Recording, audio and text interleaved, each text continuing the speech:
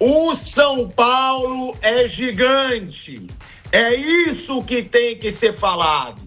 O São Paulo é time grande, é time muito grande. É isso que tem que ser falado. E mesmo no momento de crise, mesmo no momento onde as coisas vêm dando mais errado do que certo no São Paulo, eu já dizia no bate-pronto, é sempre um adversário complicado para o Flamengo no Morumbi.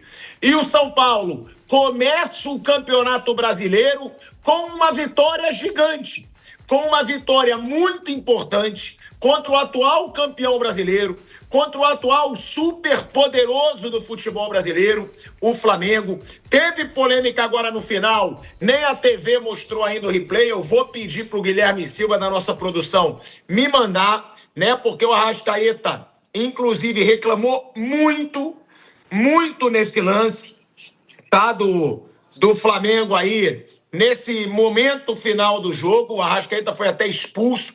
A gente vai ver aqui, o jogo acabou com essa polêmica, mas por mais que tenha sido pênalti, e a gente vai ver aqui, o São Paulo jogou bola. O São Paulo marcou pressão, o São Paulo não deixou o Flamengo pressionar como muitas vezes pressiona. E do lado do Flamengo, é o que eu falo, o São Paulo deu a vida no jogo de hoje. O São Paulo jogou como se fosse um jogo de Brasileirão mesmo. É valendo, é pegada. E o Flamengo, na minha opinião, teve os mesmos defeitos que foram os principais pontos fracos na temporada passada. Displicência. Flamengo é um time muitas vezes displicente. Flamengo acha que ele vai ganhar quando ele quiser ganhar pela qualidade dos seus jogadores. E não é assim. Tá jogando contra um gigante do outro lado, dentro da sua casa. Que partida do Luciano, que partida do Marcos Antônio. Um São Paulo que teve pegada, que criou jogada também.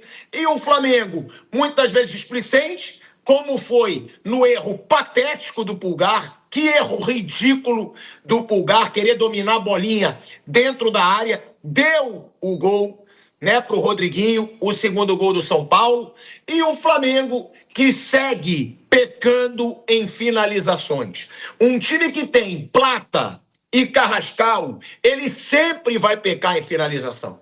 São dois jogadores catimbeiros, são dois jogadores displicentes. Porra, o Carrascal de frente pro gol me dá um toquezinho patético como aquele de canhota que ele deu no primeiro tempo.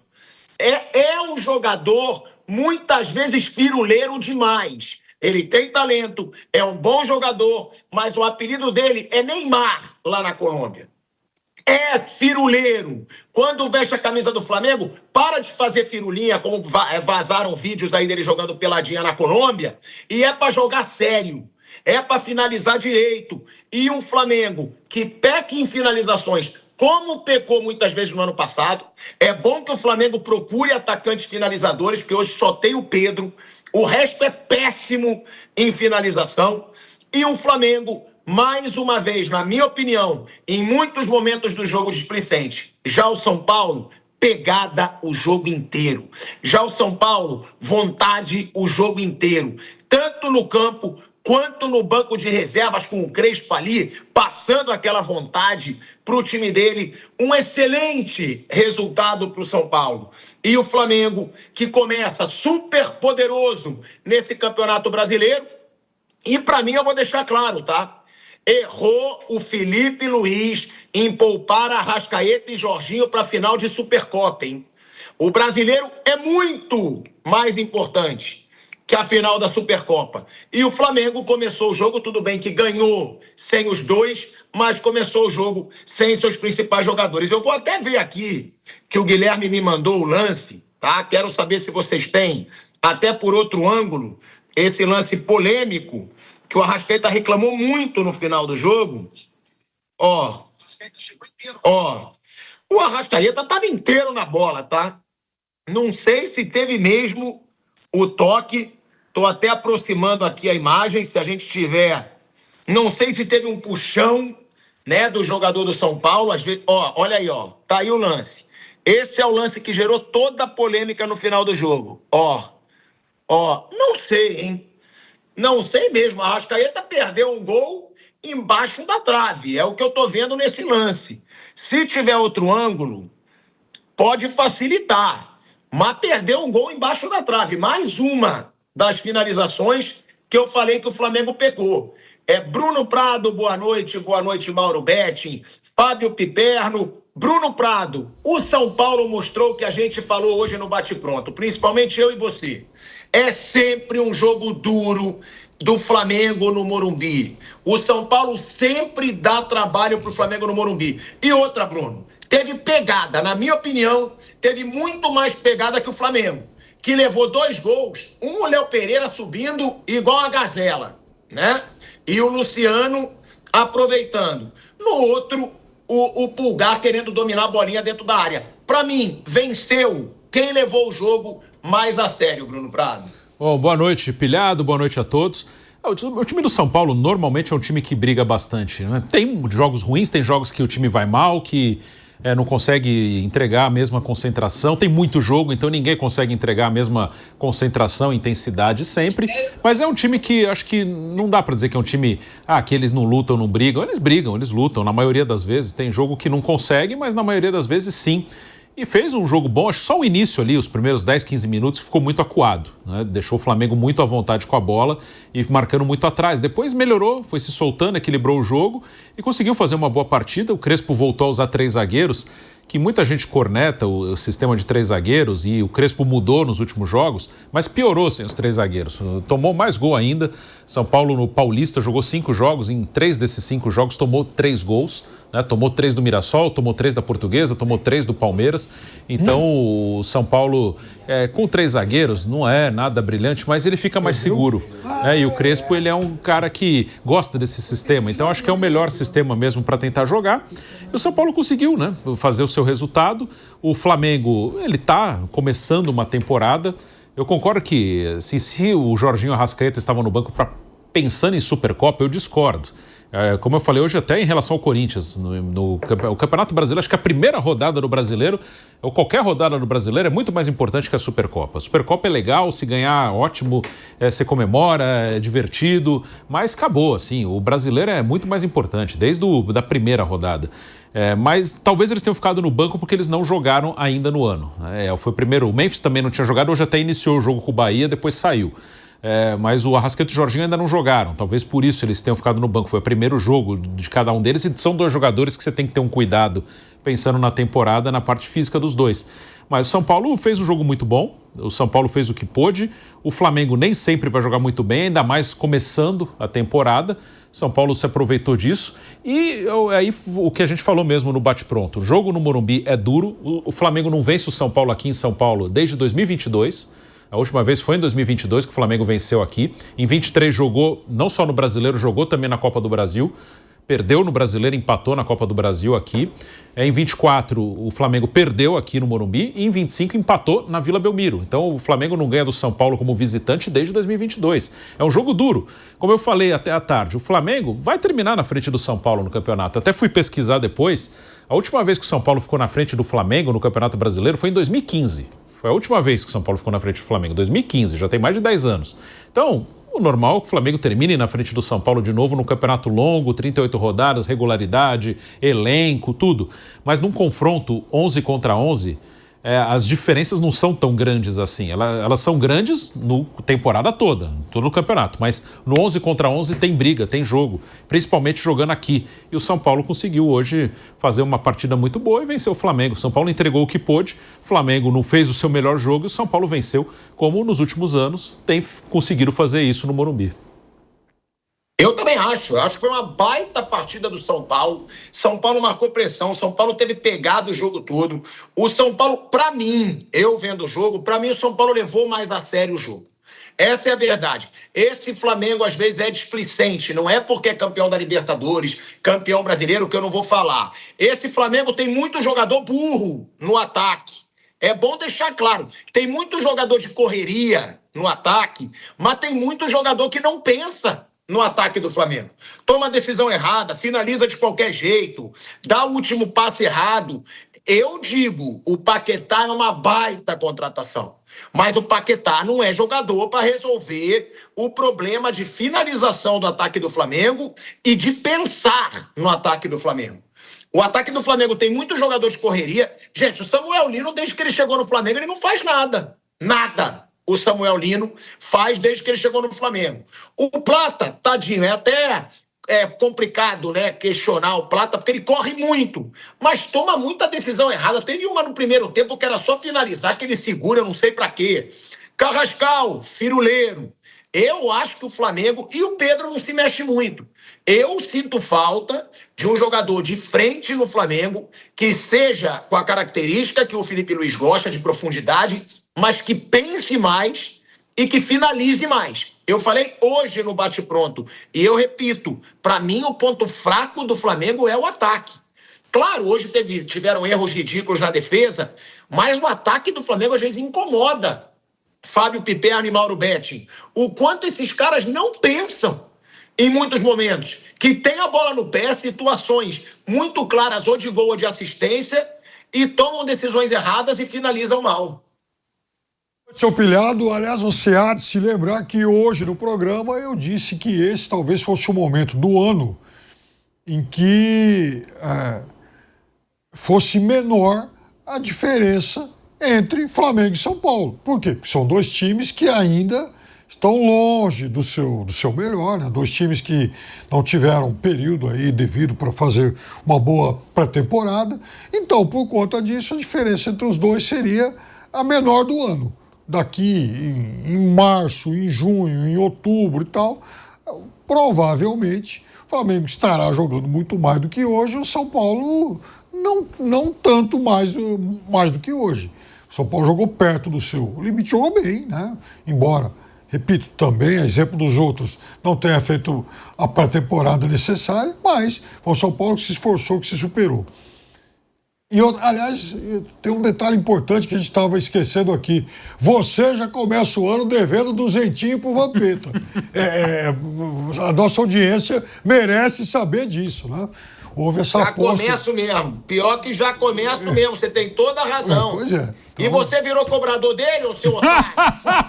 Não, eu quero... Você virou cobrador do Vampeta agora? Eu fui testemunha ocular nessa aposta, porque depois você confunde, enrola, dá um olé pra cá, paga parcelado ali, quer fazer igual o Corinthians para pagar o Alisson e tal, não sei o quê.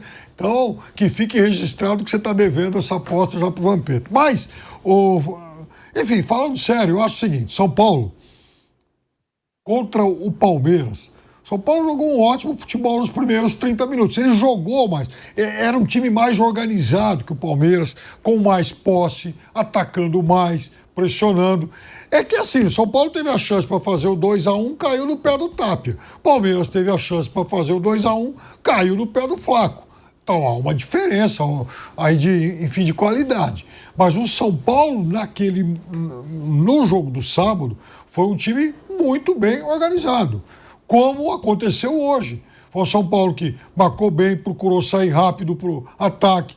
Os laterais do São Paulo produziram bem, especialmente o Enzo hoje, que apareceu várias vezes à frente, marcou bem, fechou bem o espaço. Então o São Paulo fez uma partida, do ponto de vista daquilo que ele pode apresentar, daquilo que a gente espera do São Paulo, irrepreensível. Ou seja, de novo, foi um São Paulo competitivo. É um São Paulo que se apresentou muitas vezes assim, 2024, 2025, em jogos de fato importantes. São Paulo concentrado para o jogo. Então, não é fácil exigir isso de um elenco que não tem tantas peças. É difícil você chegar para o jogador, pro Bobadilla e falar, olha, todo jogo você vai ter que jogar assim, todo jogo você vai ter que, se concentrar assim. As coisas não são simples, não é só ligar uma chave e fazer isso. Em relação ao Flamengo, errou, tomou, decisões erradas em alguns momentos, teve chance que acabou não convertendo. Como você falou, o Léo Pereira, que para mim merece uma chance na convocação de março, falhou no gol, é verdade, mas tudo na conta de quem acabou de voltar de férias. O problema é esse. Daqui um mês, o Flamengo vai jogar muito mais do que hoje e vai cometer muito menos erros individuais do que hoje. Mas, deixa eu te falar uma coisa. Eu posso estar de férias, eu posso estar na praia, eu posso estar comendo doce igual uma vaca. Eu não vou perder o gol que o Carrascal perdeu. Eu não vou perder o gol que o Carrascal perdeu. Aquilo não é falta de ritmo. Aquilo é jogador frouxo, pô. Aquilo ali é jogador... Porra, o cara tava cara a cara com o goleiro. Ele podia jogar pra direita, ele podia driblar o goleiro. Aquilo ali não é falta de ritmo. Que aí vem a desculpinha. Aquilo ali é problema de finalização, que já foi o problema do Flamengo no ano passado. Aí fica nessa. Ah, não, temos bons atacantes. Não tem atacante finalizador tirando o Pedro. O Flamengo não tem. O Lino é uma máquina de perder gol. Carrascal é uma máquina de perder gol. O Plata fez o dele hoje, mas é uma máquina de perder gol. O Cebolinha, máquina de perder gol. O Flamengo tem que ter jogador finalizador também. Não dá pra sempre criar. E outra, tem que falar bem do São Paulo também, o Mauro Betti. Porque o São Paulo mereceu vencer. Tem até um lance aí que eu vou querer mostrar. Eu não tô achando reclamação pra esse escândalo todo que estão fazendo. Acho que poderia ser marcado pênalti. Acho. Mas não vou culpar o árbitro pela derrota do Flamengo. Não vou. Ó, eu vou botar aí o outro ângulo, que agora teve um toque do jogador do São Paulo na perna do Arrascaeta, que ele chuta a bola. Ó, olha aí, ó. Na perna esquerda, ó. Ó, tem esse toque. Agora, o Arrascaeta finaliza e finaliza errado. Eu não sei, eu acho que eu não marcaria o pênalti. Teve o toque, teve, mas não foi proposital. Não foi proposital. E outra, eu acho que o Arrascaeta deveria ter feito o gol, ou então cai e não finaliza. Que aí sim ele foi desequilibrado, mas ele chuta depois. E chuta debaixo da trave e errou. Eu não achei esse escândalo não, Mauro Betinho. Depois eu quero escutar o Viga. Boa noite, Pilhado. Boa noite, torcedor aqui da Jovem Pan. Eu não marcaria pênalti. Acho que dá para discutir, ainda mais no final do jogo. Depois uma defesa indiscutivelmente linda do Rafael, no contrapé, muito difícil. Teve que buscar no ângulo invertido, defender, jogar para fora. A gente está revendo. Eu acho que se você marca esse tipo de lance, tem que marcar absolutamente tudo. Teríamos uma disputa de pênaltis em 90 minutos. Tendo quem marcasse o pênalti, eu não marcaria. Mas, enfim, é uma outra discussão. Quanto ao jogo, o jogo foi mais ou menos na primeira etapa o que se imaginava. O Flamengo com a bola e o São Paulo atrás. O Flamengo, para mim, o São Paulo, para mim, no Morumbi, hoje entrou para não perder e faz parte de um momento horroroso que vive no Campeonato Paulista, preocupante, sim, até pelo regulamento, que se atropela tudo, né? E o Flamengo foi bem, mas não tão bem assim. Entendo também não começar jogando com a Arrascaeta e o Jorginho, não pensando só na Supercopa de Brasília contra o Corinthians, mas pensando que eles não haviam estreado, né? Ah, mas o Memphis jogou e eles perdeu pro bom time do Bahia na Vila Belmiro. Ok, vamos falar sobre isso. Mas assim, eu entendo não começar com o Jorginho e a Arrascaeta até do jeito que eles entraram. Não vou dizer que pela entrada deles o Flamengo tomou a virada, mas foi quase que concomitante. E veio o segundo tempo, o jogo me parecia igual, e aí eu discordo um pouco de você, Pilhado, em relação ao São Paulo mais vivo e tal, porque o gol do Flamengo, aliás, um belo gol no passe do Pedro para o Plata complementar, ninguém do São Paulo acostou. O Flamengo foi trabalhando a bola e naquele momento, como acontece em outros jogos e acontece com equipes predominantes e preponderantes, como é o Flamengo do Felipe Luiz e vai ser ainda mais com a excelente chegada do Paquetá, os armadores do Flamengo, até pela qualidade, eram os dois Léos, o Ortiz principalmente e o Léo Pereira. O São Paulo tudo lá atrás. Era praticamente um 5-3-2-0, porque os dois mais à frente, Calheira e Luciano, estavam atrás, esperando. O São Paulo me parecia satisfeitíssimo se não perdesse o jogo. Aí o Flamengo faz 1-0 aos 8 da segunda etapa, uma bela ajeitada do Pedro pro Plata.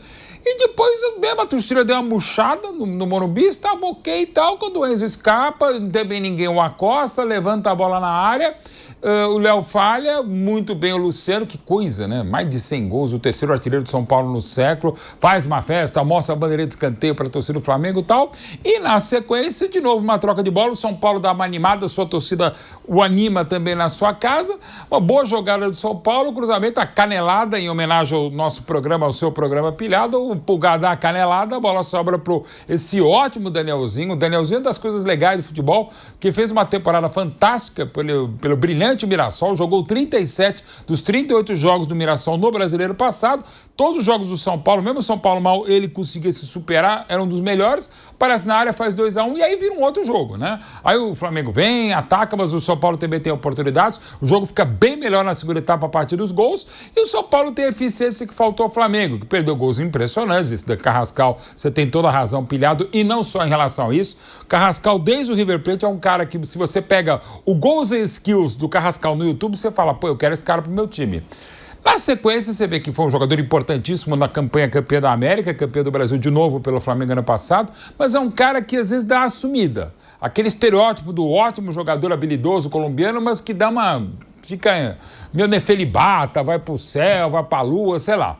Mas assim acaba perdendo a cabeça e gols como aquele, e acontece no futebol ainda mais para início de temporada, ele mais um início de temporada atribulada do Flamengo, com dissensões internas sobre o aproveitamento da equipe, a campanha pavorosa no início do estadual também, porque jogou com sub-20, aí você pode falar, podia mesclar, podia, mas é sempre dever lembrar, o Flamengo depois de ganhar a Libertadores, do Brasileiro e do jeito como ganhar os dois, vai para o Mundial, empata, leva aos pênaltis contra o monstruoso PSG e perde, ok e tal, mas quando sai de férias, o Flamengo sai no dia 17 de dezembro, e no Catar, até os caras voltarem e tal, então assim, a gente tem que ter um pouquinho mais de paciência com eles.